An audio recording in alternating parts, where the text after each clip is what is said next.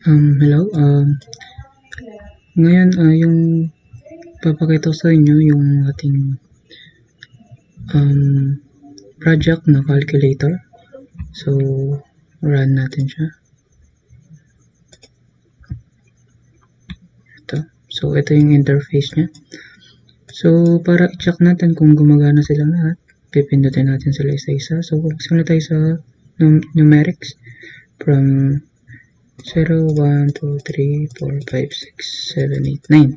Okay. So, gumagana sila. So, yung button naman na backspace. So, okay, gumagana. So, yung clear, yung aalisin siya lahat. So, yan, gumagana.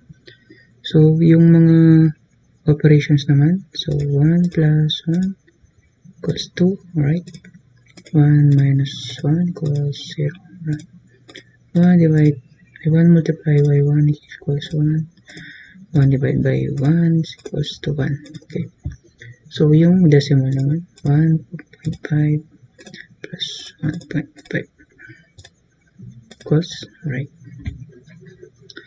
So, nakita naman natin na gumagana yung project natin. So, thanks guys.